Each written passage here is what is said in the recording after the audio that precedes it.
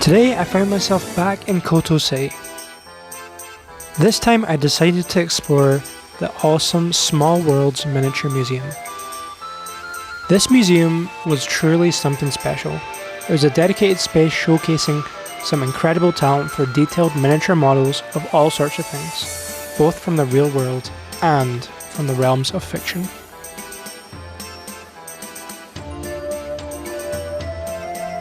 Stepping into the first room, I was immediately hit by strong sci-fi vibes.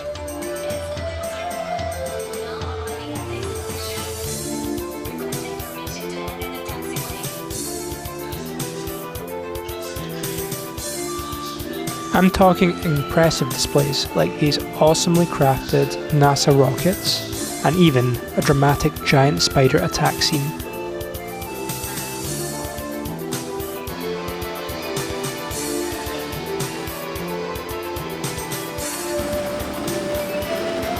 What really blew me away was this whole lift-off sequence that they had. The design and the execution was totally awesome.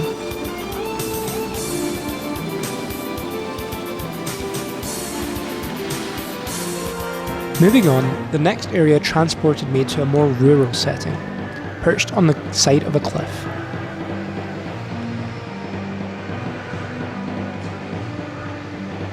Here they had some charming ski lifts and even a magnificent water dragon.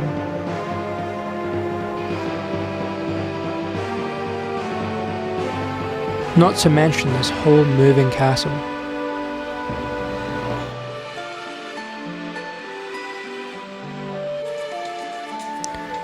I absolutely loved hunting for tiny details that the creators had hidden, like this cool little dancing octopus that I spotted.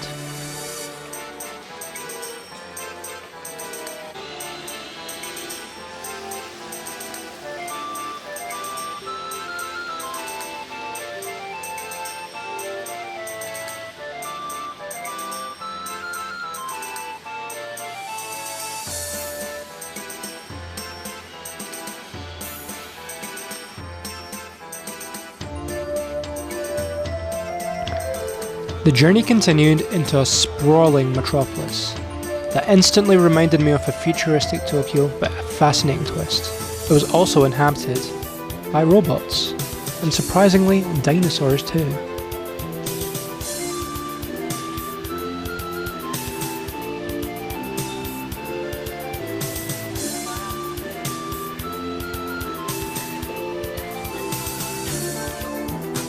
The next section offered a glimpse into smaller individual works that were actually up for sale.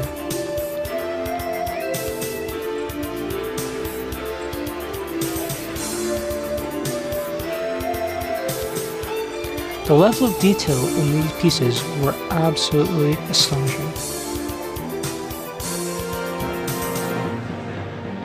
And I even had the chance to see some of the real talented artists at work.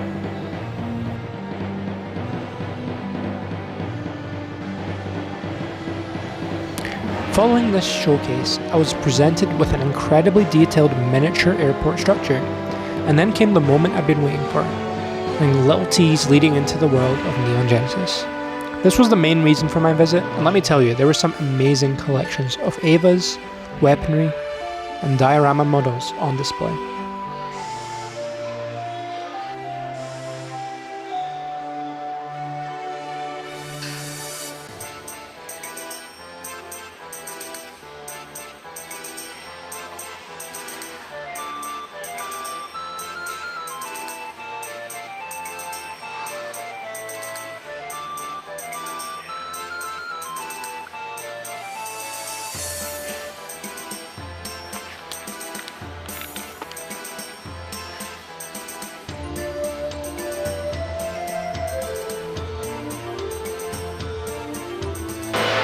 This one's really cool to me, so this is my favorite in Neon Genesis.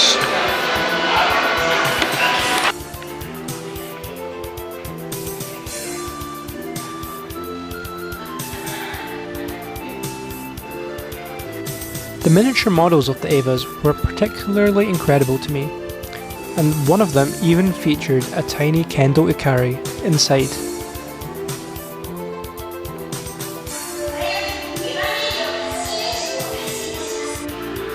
This next area was another futuristic rendition of Tokyo, as depicted in the anime of Neon Genesis. What I really loved about this section was the inclusion of small moving parts, bringing the scene to life.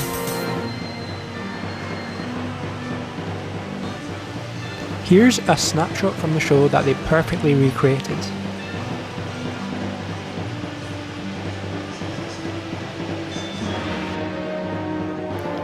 And here's another.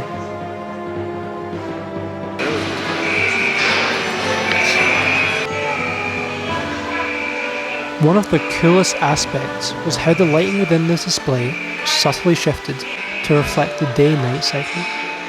The sunset lighting was particularly gorgeous, as it was bathing the miniature city in warm hues, completely transforming its atmosphere.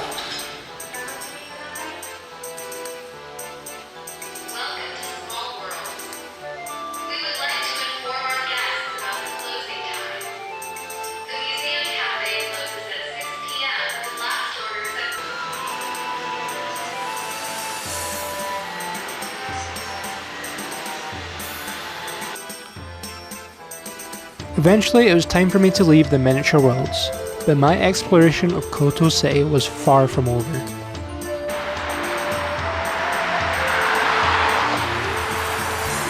Futuristic part of the city.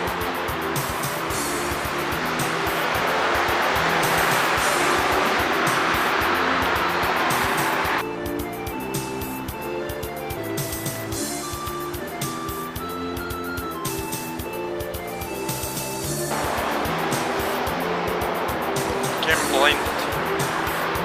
It's also very windy.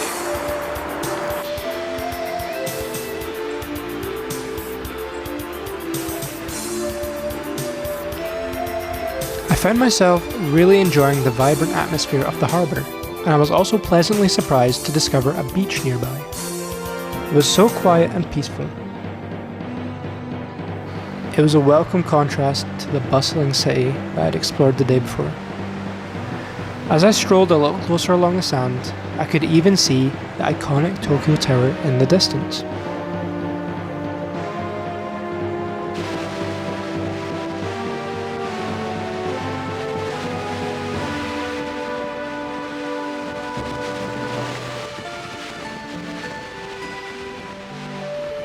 My wandering led me to a place called Daiba Park, which has an interesting history. It used to be a gun battery built by the Edo shogunate way back in 1853.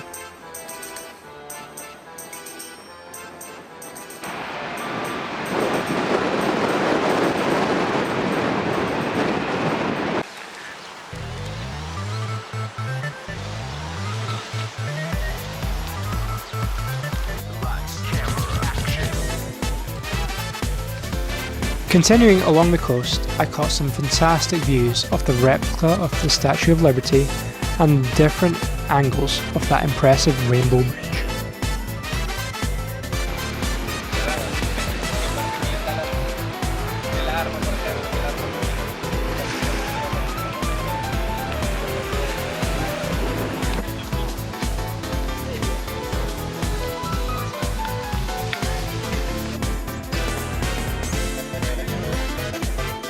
Once I looked back to DiverCity Plaza, I was greeted by the sight of this incredible, life-size Gundam statue. It was truly awe-inspiring and surrounded by beautiful forms, creating a lovely contrast between the science fiction and nature.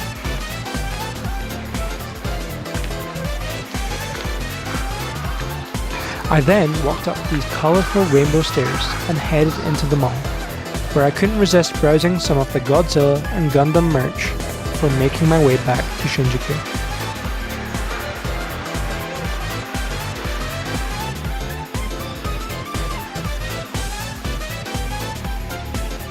I was shocked by how many different models there were in the Gundam shop. I've never really been into that sort of anime, but it definitely caught my eye.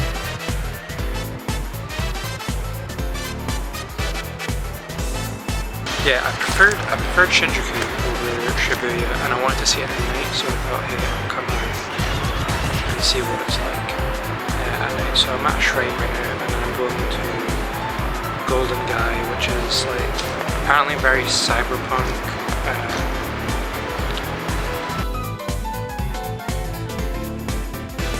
So yeah, this is Golden Guy. This area was absolutely packed with people and tiny atmospheric bars. It definitely had that cool cyberpunk feeling, just as I was expecting.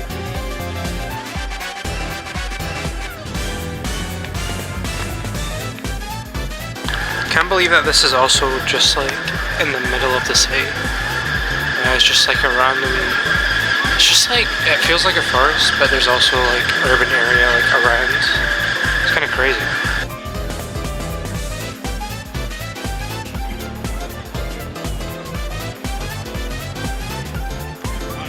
I continued my walk, soaking in the vibrant neon lights and signs. It was truly awesome.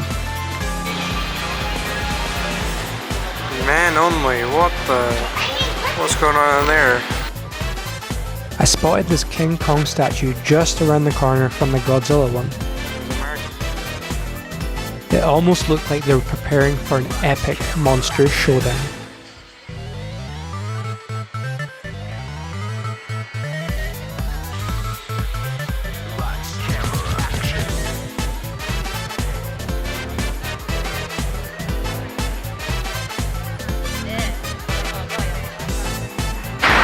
Is there anything? Tall buildings, flashy lights. What's not to love?